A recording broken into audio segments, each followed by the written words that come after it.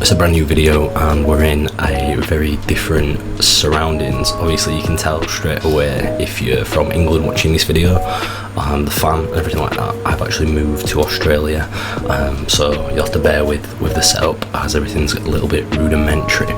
But I definitely wanted to do a video just essentially about how everything in Vegas went down, just about how nuts everything was. I thought it was a huge success for Rugby League overall, and you know, some of the figures that come out of it were just absolutely incredible, to be fair. And I think that it's probably one of the best things for Rugby League. I think Peter V'landys and the guys like pioneering this, they really have a vision of what they're going to do with Rugby League, and I can't really blame them, because I think it is the best thing growing the international game. It got, you know, eyes on it from all over. It was great to see even some like American influencers and, you know, American people getting interviewed, that it was their first ever NRL game, their first ever Rugby League game, not even knowing the rules and differences, but just coming down for the experience. I had a few friends that had gone personally myself, and it looked absolutely insane. And I think it's probably the best thing for the game going forward. Peter V'landys is already talking about doing State of Origin in the Olympics, if they can get that done. I mean, that sounds absolutely mental to me. I can't really ever see it happening. But you know what, if he can manage that, I think again, it's just another way to get eyes on the game and grow Rugby League as a sport. So you can't really knock it. And I think Vegas, all the games were brilliant and super exciting. So again, just a great advert for Rugby League. I think obviously you had the Leeds game where they absolutely paggered Hull KR, which you could argue is not a great, you know, thing for Rugby League, but to be honest, considering how good the games were, you can't really knock it. I'm just looking at my phone, so I'm going to pull up some of the stats from the games. I'll actually put them up here. But 2.1 million fans tuned in just from Australia. That's 7% year on year, which I thought was absolutely incredible. 45,719 in attendance, most attended NRL Las Vegas event, so up from the last one. The number one watched English Super League match of all time across the Foxtel group. That one's kind of not really surprising, because you know, the whole of Australia would have watched that game to then watch the NRL ones after.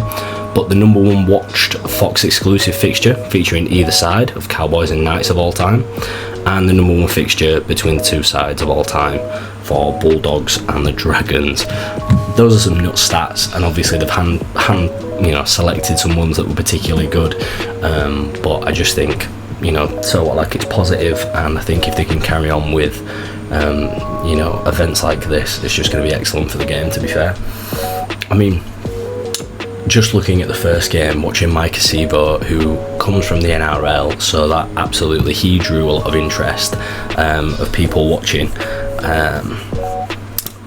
Not the first game, but watching him play was just absolutely incredible. You know, he definitely wanted a big performance, and I think he definitely provided 4 tries, which puts him 6 tries in 2 games. It's absolutely obscene. What a player he's looked like he's going to be this season if he can stay fit. I know a few people were arguing about you know, Vegas, is there any point, like does it really help grow the game, like how many people do actually get interested, because is it just English and, you know, Australian Rugby League fans? But to be fair, even if it is, people are prepared to pay their money and go and watch it from Australia and England. So even if it stays that way, I think it's, you know, worth it, you know, as an experience for those fans. You know, it just shows kind of their dedication, I guess, to the game and everything like that. So you can't really knock it from that perspective. I can see the atmosphere at Vegas was absolutely nuts. I mean, the stadium looked, you know, pretty busy and pretty lively. You can always back English fans to really sing and chant. I think that was an experience for a lot of Aussies that mentioned the singing and chanting is not something common in Australia, whereas, you know, over in England we all know that chanting, and it's a massive part of football culture, soccer, so it just totally makes sense.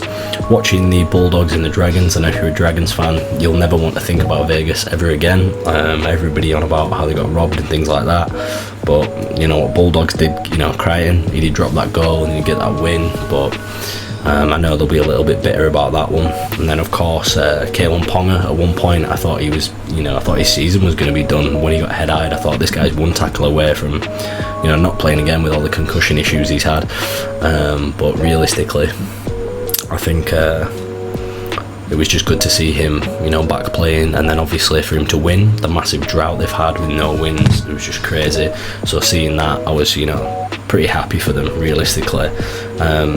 I'm just literally just pulling up some of the photos and things like that from the game. I'll literally put a few on screen just so you can just get a picture of some of the images and the atmosphere. It just looked absolutely nuts.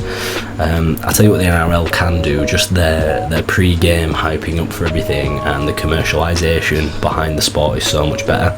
Everything is sponsored, everything is kind of more Americanised, more like American football, it reminds me of. The socials are always on point and things like that, so I just think it's great. So I think that side of things was just quality. So overall, I think it's a massive success, and I think I'll definitely go to Vegas at some point in the future, and I hope they carry it on. And I think it's, you know, these big international events. I know Peter V'landys was talking about doing one in like Dubai and, you know, loads of different countries. He said, listen, we can do them in all over, there's loads of different events. And then the other thing he was, you know, discussing was the fact of looking at a Super League takeover potentially, which would mean that clubs would have to give up you know, a percentage of ownership or give up control, because currently how the Super League system works, the business owners that own the clubs paying millions, losing millions each year, should I say, in order to keep the club running and take the profits and have control of everything. You know, they decide what happens in the league, you know, as a vote. But I think V'landys is right. I think the system isn't working, they're losing money, and I think, to be fair, if he can, you know, take control and make it profitable, or even just, you know, that they're not losing as much money, then I think they should release some control to him and to the NRL if they can make the game more profitable. I think particularly if you know, they can bring some of the stuff that they do there over here, I think it can really help. I think it's a big issue if he thinks it's going to be as easy as in Australia, because I think competing with football is just a whole different thing. I think trying to compete with English, you know, Premier League and Championship football, it's just a, you know, a different beast in itself. So it'll be really interesting to see if he does take over, how he, you know, how he goes about that, because I don't think he'll be able to turn many football fans. They're pretty die-hard, but maybe over time, you know, Rugby League, I think it's, you know, one of the greatest sports in the world, so I don't see why not. Personally, I think it'd be a good thing for him to take over, and I think that it'd be, you know, really good for Super League overall. I think the closer the two can work together as well, I think it'd just be so much better for the sport overall. But anyway, if you've made it this far, thank you very much for watching, and let me know what you guys think below. Let me know your opinions of everything I've just gone through, and I'll be happy to reply.